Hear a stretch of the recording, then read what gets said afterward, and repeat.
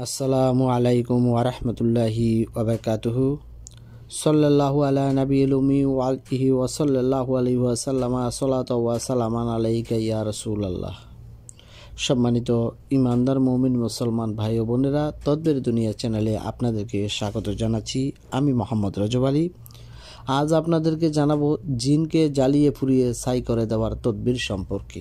অর্থাৎ আপনারা কিভাবে একটা রোগের উপর যখন জিন এসে ভর করে থাকে, যখন তাকে কিছুতেই কিছু করা যাচ্ছে না, সে যেতেই চাচ্ছে না রোগীকে ছেড়ে, তাহলে জিনকে হত্যা করার জন্য বিভিন্ন রকমের পদ্ধতি থাকলেও আজকে যে পদ্ধতিটির কথা বলবো সেটি হচ্ছে আপনি কিভাবে জিনকে জ্বালিয়ে পুড়িয়ে ছাই করে দিবেন, ভস্ম করে দিবেন, সেই সম্পর্কে আজ আপনাদেরকে জানাবো।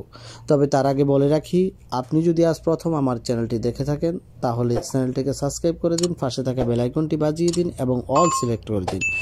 আর ইতিমধ্যে যারা আমার চ্যানেলটি সাবস্ক্রাইব করেছেন আপনাদেরকে জানাই অসংখ্য অসংখ্য ধন্যবাদ।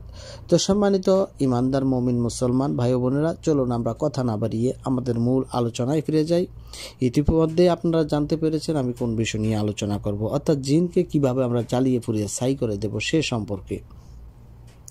তা আপনাকে যে কাজটি করতে হবে, প্রথমে যখন আপনার কাছে রোগী আসবে এমত অবস্থায় আপনি যদি এটি চালানি জিন হোক কিংবা আশিক জিন হোক বা যে কোনো প্রকারই হোক, রোগীর উপর যখন শরীরে জিন ভর করে থাকে কিংবা আপনি জিনকে ডেকে নিয়ে এসে রোগীর উপরে ভর করালেন, এমতো অবস্থায় আপনাকে যে কাজটি করতে হবে, জিন যখন আপনার কথা শুনবে না, সে রোগীকে ছেড়ে যেতে চায় না অথবা চলে গিয়েছে, বারবার দফায় দফায় এই রোগীর উপর আক্রমণ করে রোগীর উপর ভর করে, অর্থাৎ এক কথায় দুর্বিষহ জীবন হয়ে উঠেছে, জীবনটাকে নরক বানিয়ে ফেলেছে জিনেরা কিংবা কোনো তান্ত্রিক কুফুরি তান্ত্রিকেরা চালানের মাধ্যমে কোনো রোগীকে একদম রোগীর জীবনটা নরকে পরিণত করে দিয়েছে।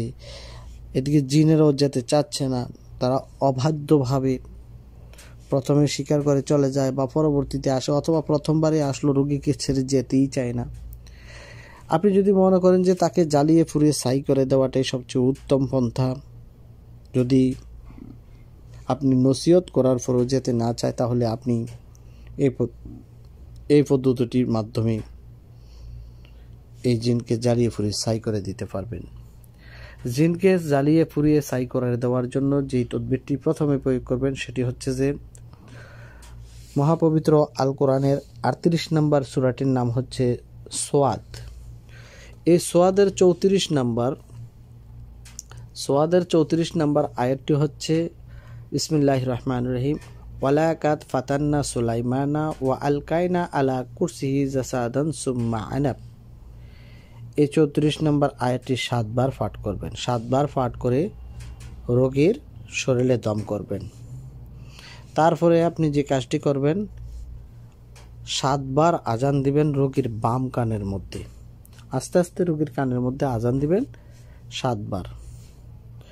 তারপরে আপনাকে যে কাজটি করতে হবে, মহাপবিত্র আল কোরআনের প্রথম যে সূরাটি রয়েছে এই সূরাটির নাম হচ্ছে সূরা ফাতিহা। এই সূরা ফাতিহাটিও 7 বার পাঠ করবেন, অর্থাৎ প্রত্যেকটি সূরাই 7 বার করে পাঠ করবেন। তখন আপনি শরীরে রোগীর দম করলেন, করার পরে আপনি 7 বার 113 নম্বর সূরা আল ফালাক এবং 114 নম্বর সূরা নাস, অর্থাৎ কোরআন শরীফের সর্বশেষ দুটি সূরা, এই দুটি সূরাও পাঠ করে রোগীর শরীরে দম করবেন। তারপরে আপনি মহাপবিত্র আল কোরআনের 2 নম্বর সূরাটির নাম হচ্ছে সূরা আল বাকারা। বাকারার 255 নম্বর আয়াতটি, যেটিকে আমরা আয়াতুল কুরসি নামে জেনে থাকি, সেই আয়াতুল কুরসিটি 7 বার পাঠ করে রোগীর শরীরে দম করে দিবেন। তারপরে মহাপবিত্র আল কোরআনের 86 নম্বর সূরাটির নাম হচ্ছে সূরা আত-তারিক। সূরা তারিকের শেষের 4টি আয়াত, সূরা তারিকের শেষের 4টি আয়াত আপনারা পাঠ করবেন। 86 নম্বর সূরাটি শেষের 4টি আয়াত হচ্ছে, ইন্নাহুম ইয়াকিদুনা কাইদা ওয়াকিদু কাইদা ফামাহিল লিল কাফিরিনা আমহিলহুম রুয়াইদা। এই 4টি আয়াত সূরা তারিকের শেষের 4টি আয়াত পাঠ করে রোগীর শরীরে ফুল দিবেন। তারপরে 59 59 নম্বর সূরাটির নাম হচ্ছে সূরা হাসর। 59 নম্বর সূরাটির নাম হচ্ছে সূরা হাসর, অর্থাৎ আল হাসর।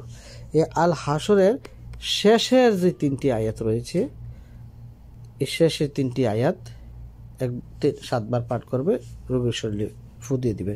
শেষের 3টি আয়াত হচ্ছে ওয়াল্লাহুল্লাযী লা ইলাহা ইল্লা হুয়া আল মালিক আলিমুল গায়বি ওয়া শাহাদাতি ওয়া রহমানুর রহিম।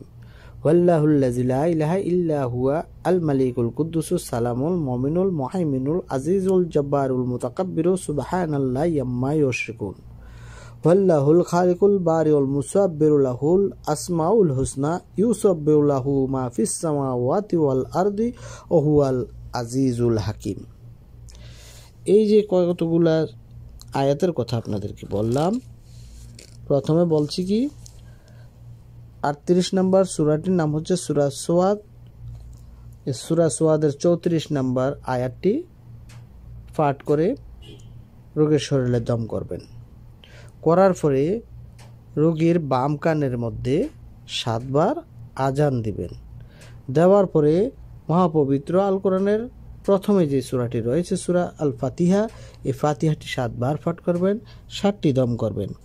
তারপরে মহাপবিত্র আল কোরআনের 114 নম্বর সূরা সূরা আল ফালাক, এটি 7বার পাঠ করবেন, রোগীর শরীরে ফু দিবেন। তারপরে 14 নম্বর সূরাটির নাম হচ্ছে সূরা নাস। এই সূরার 114 নম্বর সূরাটি হচ্ছে সূরাতুন নাস।